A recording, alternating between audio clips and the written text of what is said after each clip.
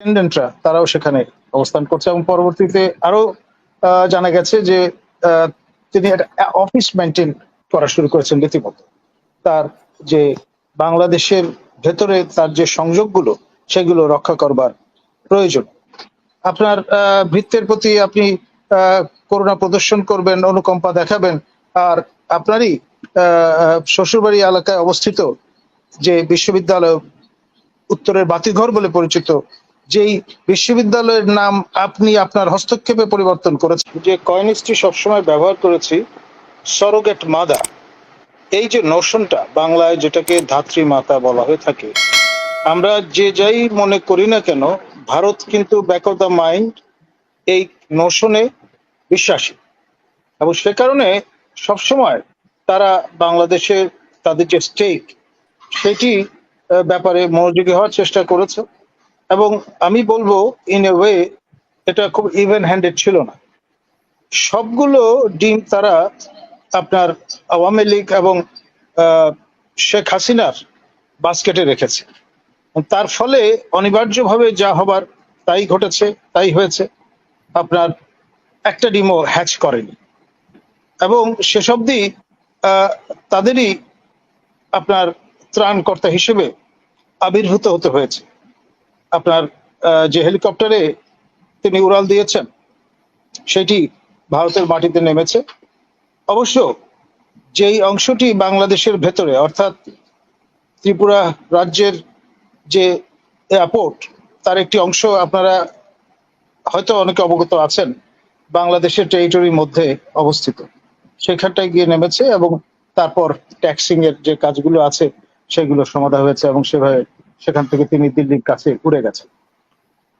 এখন যে বিষয়টা আমরা অসমর্থিত সূত্রে শুনেছি, মানে যে রাষ্ট্রটির সঙ্গে আমাদের কূটনৈতিক সম্পর্ক নেই, এবং সেই রাষ্ট্রটির অত্যাধুনিক যে কৌশল এবং যে লজিস্টিক্স সেগুলো তার হস্তগত হয়েছে, এবং তার মাধ্যমে একেবারে তৃণমূল পর্যায় পর্যন্ত তিনি সংযোগ রক্ষা করার যে প্রচেষ্টা সেটি চালিয়ে যাচ্ছে।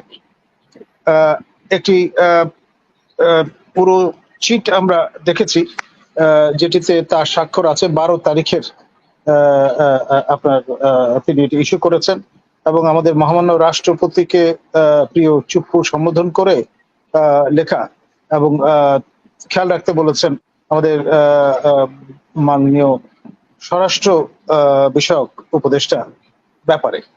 অর্থাৎ এখনো তিনি যে যোগাযোগের চেষ্টা অব্যাহত রেখেছেন সেটি এ ধরনের জেস্চার থেকে পরিষ্কার। এখন যে বিষয়টি খেয়াল করা দরকার সেটি হচ্ছে, প্রথম দিকে তিনি যখন চলে গেলেন বাংলাদেশ ছেড়ে, তখন আমরা ভেবেছিলাম যে তিনি বেলারুস চলে যাবেন, ইন্ডিয়া হবে কাইন্ড অফ ট্রানজিট।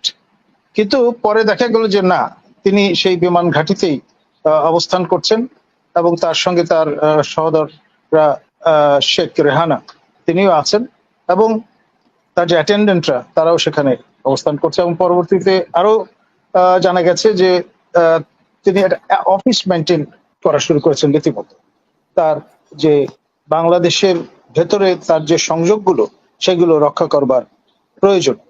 এখন আপনি খেয়াল করে দেখেন তার যে সাইকোলজি বা মনস্তত্ত্ব, সেটিতে আমরা লক্ষ্য করেছি যে তিনি তার পিয়ন, তার নিজের ভাষ্য মোতাবেক তাকে আপনার 400 কোটি টাকা অর্জনের সুযোগ করে দিয়েছেন, এবং তার আরেক ভৃত্য মান্নানকে 100 কোটি টাকা মালিক হওয়ার যে প্রক্রিয়াটি সেটি আমরা জেনেছি। একজন কানাডায়, আরেকজন মার্কিন যুক্তরাষ্ট্রে এখন অভিবাসন গ্রহণ করেছে। এখন খেয়াল করে দেখেন, ভৃত্য কিংবা আপনার পিয়নকে যেখানে তিনি 500 কোটি টাকা বৈভবের আপনার ভিত্তি রচনা করে দেওয়ার ক্ষেত্রে এক অর্থে তিনি হয়তো দাবি করবেন তিনি তার নজর এড়িয়ে এটি হয়েছে, কিন্তু সেখানে আমাদের প্রাণপ্রিয় ছাত্র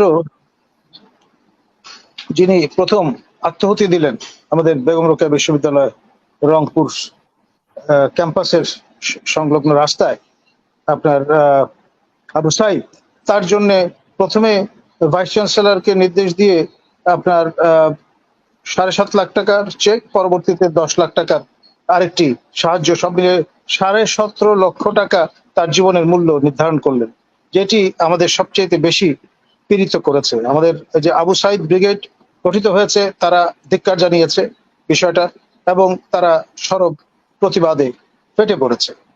এখন বিবেচনা বোধ, সহমর্মিতা, এই বিষয়গুলো হতে হবে শাশ্বত।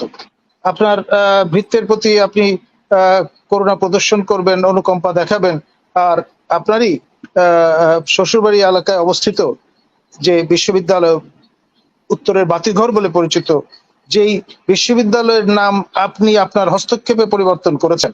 আপনাদের অনেকেই হয়তো জানা আছে 2008 সালে এই বিশ্ববিদ্যালয়ের যাত্রা শুরু। রংপুর বিজ্ঞান ও প্রযুক্তি বিশ্ববিদ্যালয় নাম তিনি সরকার গঠনের পর তার ইচ্ছায় এই বিশ্ববিদ্যালয়ের নাম পরিবর্তন করলেন এবং সেটা নিয়ে প্রচুর হইচই হয়েছিল। তিনি বেগম রোকেয়ার নামে, যার বাড়ি পার্শ্ববর্তী উপজেলায় মিঠাপুকুরে, সেই নামে করবার চেষ্টা করায় রংপুরবাসী প্রতিবাদ করে এবং তখন একটা কম্প্রোমাইজ ফর্মুলায় গিয়ে বেগম রোকেয়া বিশ্ববিদ্যালয় কমা রংপুর, মানে রংপুরটা যাতে হারিয়ে না যায়, সেটি একটা কম্প্রোমাইজ সলিউশনে যাওয়া হয়েছে। তো এখন তিনি যেদিন দ্বিতীয়বারের মতো আপনার এই বিশ্ববিদ্যালয়ের ফলক উন্মোচন করতে গিয়েছিলেন, সেই দিন কিন্তু রংপুরবাসী তাকে কালো কাপড় দেখিয়েছিল এবং সেই সঙ্গে প্রতিবাদ করেছিল যে তারা এই বিশ্ববিদ্যালয় চায় না।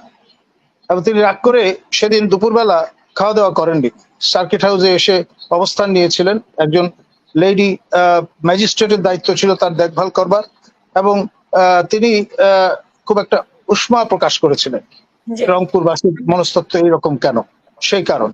তো এখন দেখুন, মাইন্ডসেটে যদি এইরকম অবস্থা বিরাজ করে, তাহলে আপনার ন্যায্যতা বলে যে বিষয়টা আছে, তার প্রতিফলন আমরা কিভাবে পাব? যারা তাকে আশ্রয় প্রদান করেছেন, সংশ্লিষ্ট রাষ্ট্র, তারা তো ডেফিনেটলি তার দেখভালের জন্য, সুযোগ সুবিধার জন্য যাবতীয় যত রকম উপকরণ প্রয়োজন সবই প্রদান করেছেন বা করছেন। এটা তো বলার অপেক্ষা রাখে না। আমি যতটুকু শুনেছি, ইফ ইউ অ্যালাউ মি, তারা দুজনেই পূর্ণ শহরে হাজী সেলিম, যিনি আওয়ামী লীগ নেতা, তার আশ্রয়ে ছিলেন এবং চিন্তা ভাবনা করছিলেন সেখান থেকে সেই প্যাসেজ নিয়ে চলে যাবে।